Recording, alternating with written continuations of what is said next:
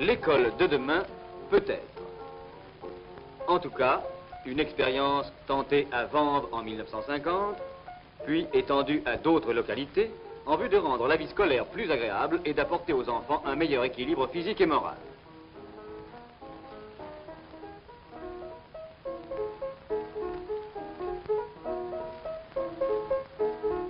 Eh bien, monsieur, je vous écoute. Monsieur le directeur, nous venons vous voir parce que nous sommes un peu inquiets. Notre fils nous dit qu'il est affecté à la classe d'expérience. Il est très enthousiaste. Tu sais, papa, nous a-t-il dit, c'est rudement chic d'être dans cette classe. On fait du sport toute la journée. Nous aimerions être rassurés. Voudriez-vous, monsieur le directeur, nous renseigner sur cette nouvelle classe? Mais bien volontiers, et d'ailleurs, n'ayez aucune crainte. Tout d'abord, une large place est réservée aux activités physiques et sportives, le travail intellectuel conservant néanmoins toute son importance. Si, dans la formule habituelle, les activités physiques n'occupaient que le 5e de l'emploi du temps, dans cette expérience, elles sont presque à égalité avec les activités intellectuelles auxquelles les enfants se consacrent tous les matins, sauf le jeudi, de 8h à 11h30. De plus, ils ont classe lundi après-midi de 13h30 à 17h et tous les soirs, sauf le samedi, de 17h à 18h30. Nous nous apercevons en effet que la partie intellectuelle ne semble pas du tout négligée.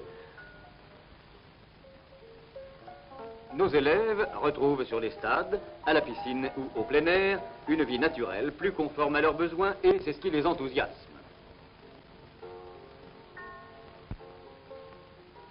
L'instituteur dirige-t-il lui-même toutes les activités? Non. Pour les activités physiques, les élèves sont confiés à un éducateur spécialisé.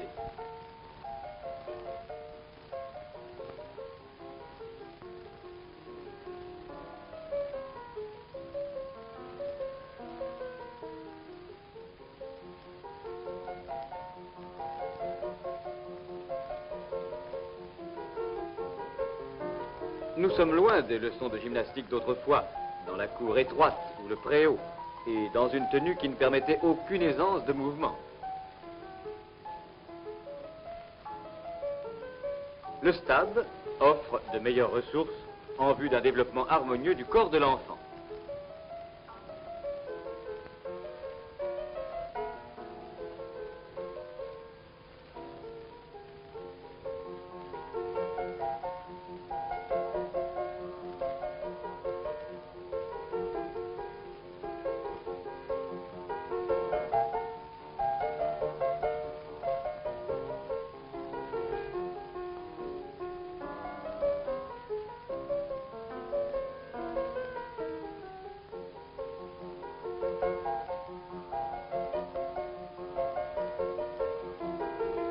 Mais ne pensez-vous pas, monsieur le directeur, que vous êtes ici dans des conditions privilégiées au point de vue des installations? Certes, nos enfants bénéficient d'installations dont les éducateurs ne disposent pas toujours. Mais je crois qu'actuellement, on trouve dans beaucoup de villes des stades, des bassins de natation et de grands espaces verts permettant le démarrage d'une expérience telle que la nôtre.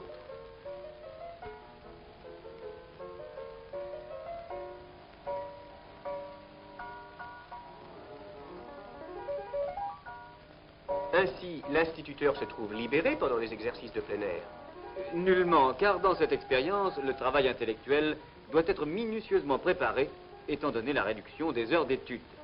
L'instituteur a d'ailleurs été amené à modifier ses méthodes d'enseignement. Ici, les enfants apprennent à respirer, à se tenir droit.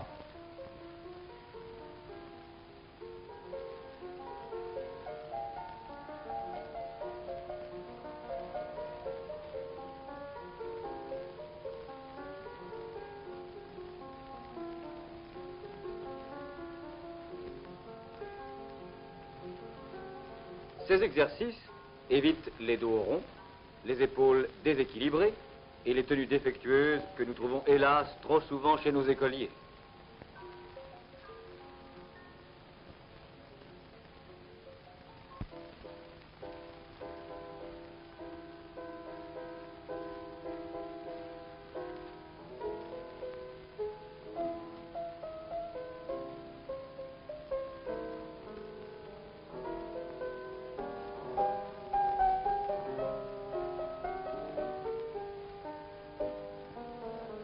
Une des parties les plus importantes de l'expérience, la natation.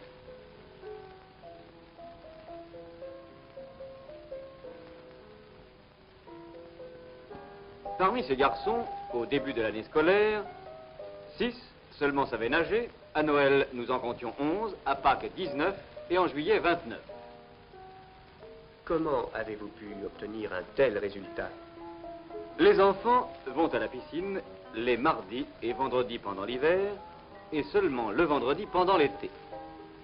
Les séances comprennent la leçon et des exercices d'application destinés à augmenter progressivement la confiance de l'enfant. Votre classe d'expérience est-elle seule à bénéficier de l'enseignement de la natation? Heureusement non. De nombreuses classes de la région parisienne fréquentent la piscine une fois par semaine et beaucoup de petits Parisiens apprennent ainsi à nager pendant leur séjour à l'école.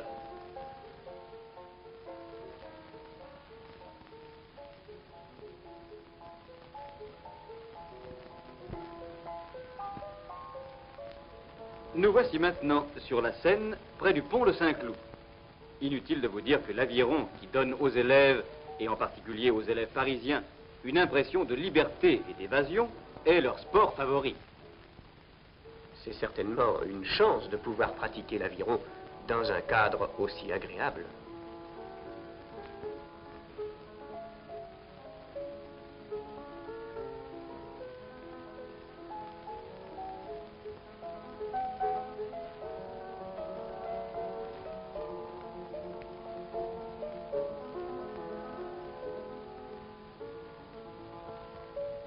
Mais ce sport n'est-il pas dangereux? Je comprends votre inquiétude, mais je vous tranquilliserai en précisant que ces élèves sont des nageurs possédant tous le brevet de 100 mètres et le brevet de sauvetage. L'enseignement est d'ailleurs assuré par des moniteurs spécialisés qui connaissent bien les causes d'accidents et s'attachent naturellement avec le plus grand soin à les prévenir.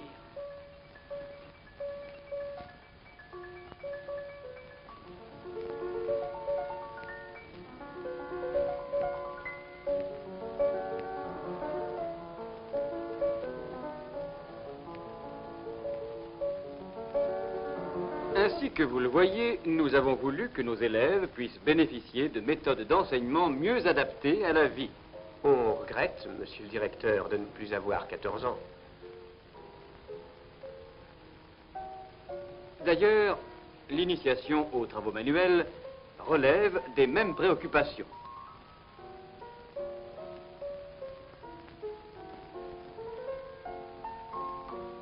Cette initiation tente à développer le sens pratique, l'habileté et fait prendre conscience du respect dû au travail.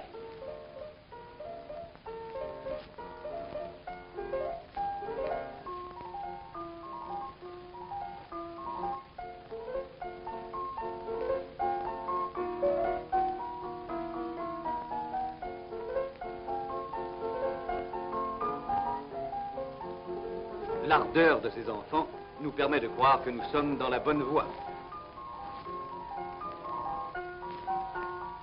Vous nous avez dit que les enfants étaient fréquemment mis en contact avec la nature. De quelle manière? Nous les emmenons souvent au bois de Clamart, à quelques kilomètres de l'école.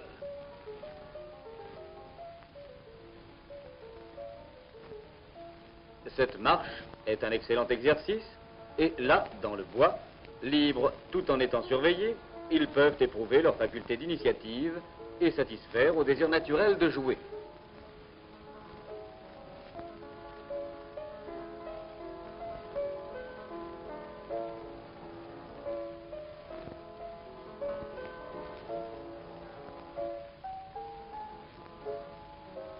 La tenue légère de vos élèves est-elle voulue? Certainement.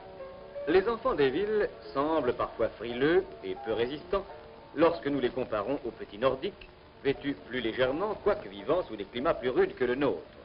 Ceci ne nous empêche pas d'ailleurs de faire preuve de toute la prudence nécessaire.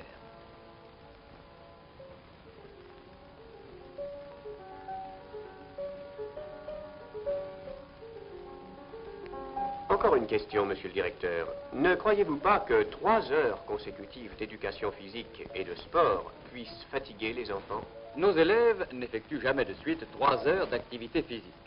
Ils ont des moments de repos, par exemple, un goûter de lait et de fruits leur est servi chaque jour après la séance d'éducation physique. Ce goûter est d'ailleurs très apprécié.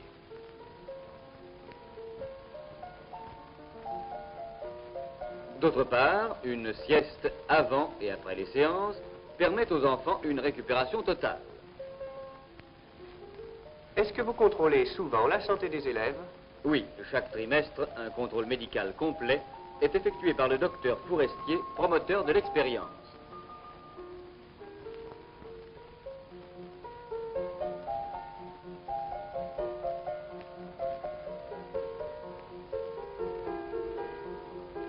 À 17 h, l'instituteur retrouve des élèves calmes, reposés, mieux disposés à l'étude.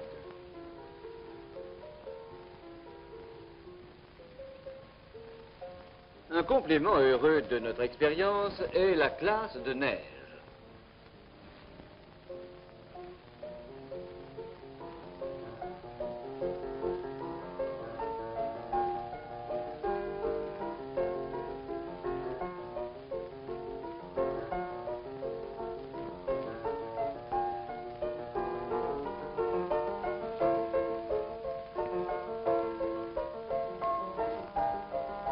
À ce propos, quelques journaux ont écrit des anecdotes amusantes. Par exemple, le problème posé au tableau le samedi soir à Vanves était résolu le lundi matin dans un chalet de montagne à 1300 mètres d'altitude.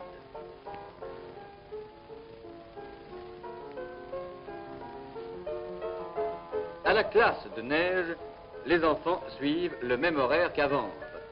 Travail intellectuel le matin, activité physique l'après-midi. Certains parents n'ont-ils pas laissé partir leurs enfants avec quelques craintes? Il y a eu certes quelques larmes dans les yeux des mamans, et parfois même une légère inquiétude. Mais devant la joie des enfants et les bienfaits déjà retirés de l'expérience à Vanves, les parents nous ont témoigné une confiance totale. Quels ont été les résultats de cette vie nouvelle en communauté? Merveilleux pour la santé et l'équilibre physique. Nous avons constaté également un épanouissement des qualités sociales de ces petits Parisiens qui, mieux encore qu'à Vanves, ont compris ce qu'était l'esprit d'équipe. Là-haut, ils ont vécu un beau rêve et le rendement en classe a été très nettement amélioré. La classe de neige est-elle réservée uniquement aux élèves de Vanves? Elle le fut au début, mais depuis 2 ans, l'expérience s'est étendue et cette année, par exemple, 1500 petits citadins de la région parisienne ont bénéficié de classes de neige. Je pense que vous êtes désormais pleinement rassurés. C'est en toute quiétude que je vous confie notre fils. Je vous en remercie. Et d'après les résultats déjà enregistrés, je puis vous assurer, madame, que vous retrouverez bientôt votre enfant plus fort, plus résistant.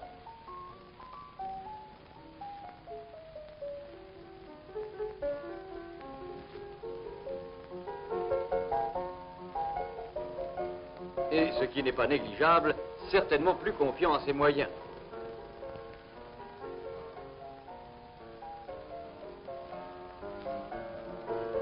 Ainsi, par un meilleur équilibre de l'organisation pédagogique, s'efforce-t-on d'atteindre le but véritable de l'éducation, l'harmonie dans le développement des facultés intellectuelles et physiques de l'enfant.